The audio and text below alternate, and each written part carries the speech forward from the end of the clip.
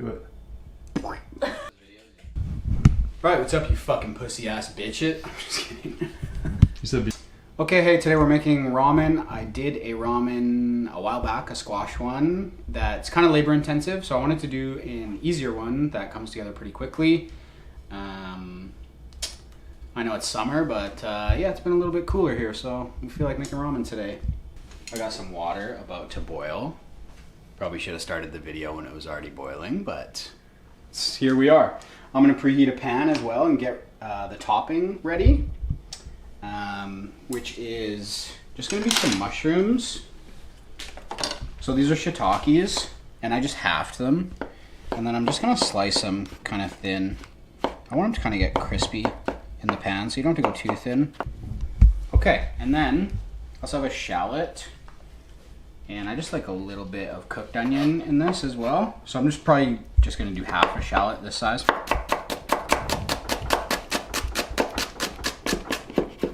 And just thin slice on that. And then in our pan, I'm gonna do, shit, I have no oil. Oh, I can take some fryer oil. Okay, so yeah, we filmed a video and I accidentally used all my oil to deep fry, so I'm just gonna take some of the oil out of the fryer. I'm gonna put a little bit of canola oil. And then I'm gonna put a little bit of sesame oil as well, just for flavor. Preheat that oil for about a minute before you start sauteing. And then, so we're gonna season this ramen in the bowl for the most part. So you just wanna like get a few things in the bowl. This is like a sesame paste, also known as tahini. I'm gonna put, probably just start with a tablespoon of that. And we can adjust it after we put the broth in there. But this is a nice way to keep everything like kind of raw, like especially soy sauce. Probably nobody's noticed this, but I really don't like cooked soy sauce. It changes completely and I hate the flavor of it. I think soy sauce is kind of like a finishing thing. So if you season like soup while it's still simmering with soy sauce, that flavor changes and you lose like what's so special about soy sauce. So I'm just gonna put a whole bowl of soup, so I'm probably gonna put 2 tablespoons in there. I'm also gonna put just a touch of some white sugar. If you wanna use cane sugar, feel free. Brown sugar would work as well. A spoonful of that. Tahini can be quite bitter, so the sugar will help with that. And then I have a little bit of chili oil right in front of me. I'm gonna put a little bit of this. And you can use any chili oil, and if you don't like spice, feel free to just not use chili oil. And then what I'll do is just lightly mix this up, but you don't have to worry about it too much because it'll blend when we pour the soup in there. This is just kind of to make it easy and save yourself some dishes. So I'll just leave that in there. Get my veg in the pan. My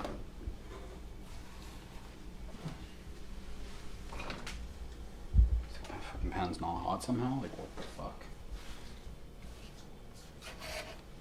So get all this in there. I can crank that up and hit it with a little salt. So obviously I just did that. Well, I don't know when this video is coming out, but I kind of explained how mushrooms work in the mushroom toast video. If you haven't watched that, go check it out. But I'm gonna do the same thing I did for that. So I'm gonna salt the mushrooms right away, so the moisture leaves, because I want them to try and get a little bit crispy, and then I'm gonna rehydrate them with a little bit of soy sauce and fresh scallion. So I have a little container here for when all this is done cooking. And because I just want to layer the onion flavor so that there's a little more depth. Fuck is my knife? So there'll be like, obviously the shallot is cooked shallot. And then we'll have some nice fresh scallion. So you have these 2 different onion flavors kind of playing off each other. That's why the water is not boiling. It's on 4. Still from the fryer. So yeah, I'll do 1 scallion, full scallion, even for 1 bowl. But I love, I mean, how many fucking things have I put this on every dish, so. Okay, so I'll just put that in here to toss with our veg once it's cooked.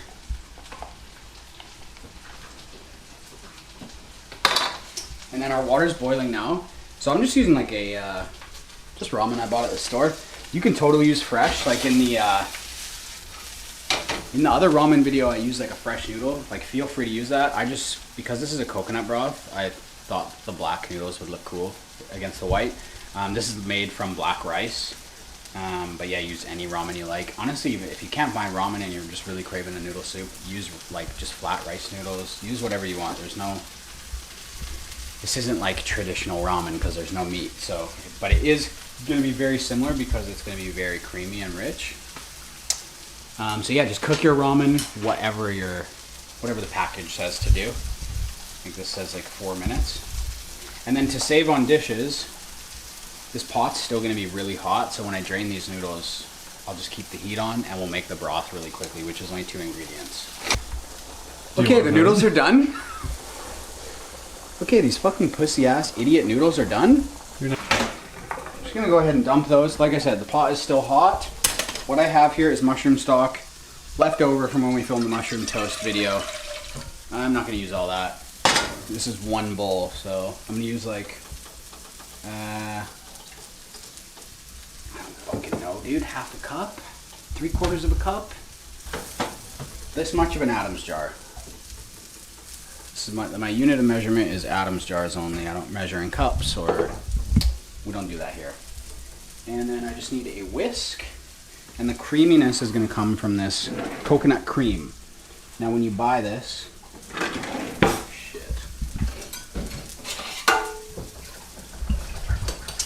when you buy this, there's like a bunch of different, there's like coconut milk, there's like double cream coconut milk. You want something that says coconut cream. It's like extremely thick.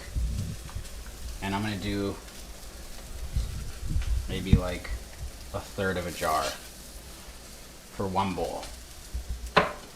And then I'll just combine that. And we don't really have to worry about, I'll put a tiny pinch of salt in here, but you don't have to put too much because we have the soy, we have that stuff in the bowl that's going to season for us. So basically all we're doing here is bringing this to temperature. And honestly, you don't have to boil it. You just want it hot enough to eat.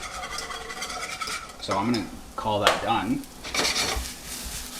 Our mushrooms have some nice color and they're crispy with these little fried onions. So I'm going to add these to this container. And I want to season these a little bit.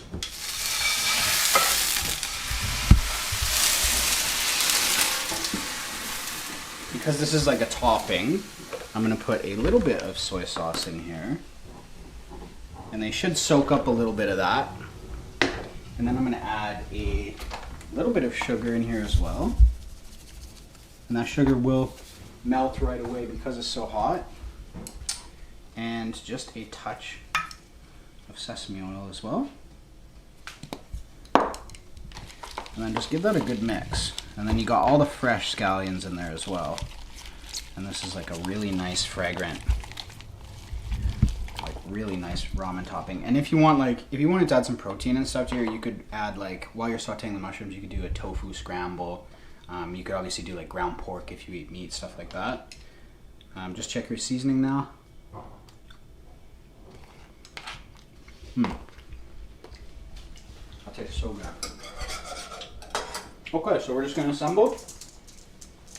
Our noodles are done. We're going to put these in the bottom. They're all completely drained.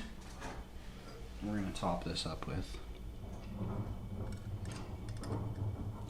our broth.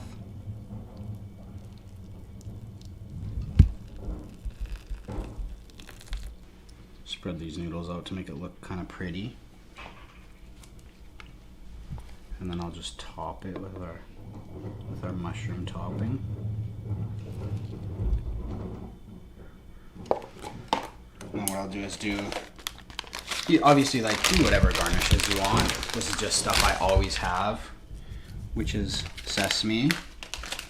That's white sesame. I'm also gonna do a little bit of black sesame. And then I'm gonna do some pea greens. Just a few of these. More chili oil.